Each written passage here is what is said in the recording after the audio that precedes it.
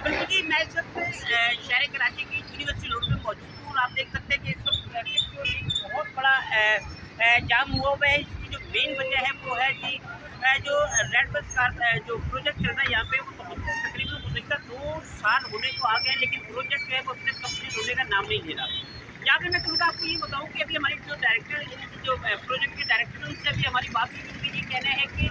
मज़ीद जो है वो तकरीबन साल से 1.5 साल तक टाइम लग सकता है। बीच में कुछ दिनों के लिए रुका था, जो पैसे ना होने की वजह से, बजट ना होने की वजह से प्रॉब्लम आ रही थी।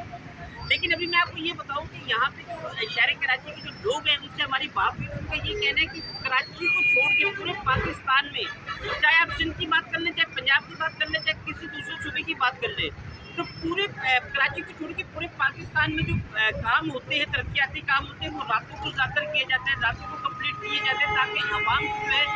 वो मुश्किलात ना हो। लेकिन शहर कराची जो बैनुल अक़वामी शहर है उसमें जो हम अमूमन देख रहे हैं वो काम जो है वो सारे के सारे जो है वो दिन में किए जा रहे हैं। अब इस वक्त देख रहे हैं कि एक टर्निंग पॉइंट की वजह से आगे जो काम होने की वजह से ट्रैफिक का जो एक रुका हुआ है लोगों को जो है वो जल्द से जल्द अपने अपने कारोबारों पे, अपने अपने स्कूल कॉलेज यूनिवर्सिटी में पहुँच रहे हैं। यहाँ पे कई एम्बुलेंस भी फंसी रही है, जो मरीज बेचारे अजीब का शिकार होते रहे। शहरियों ने जो बाकायदा हमारी इनसे बात की, तो उन्होंने हुकूमत सिंध से रिक्वेस्ट की कि मुबारक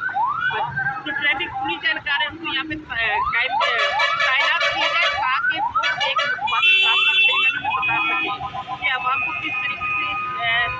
किस तरफ जाना है और किस तरफ से ईजी अपनी मंजिल मकसूद तक पहुँच सकते हैं। हुकूमत ने जो बाकायदा इस तरफ कोई तवज्जो नहीं दे रही। शहरियों को ये कहना है कि हुकूमत इस तरफ तवज्जो दे ताकि आवाम को रिलीफ मिल सके।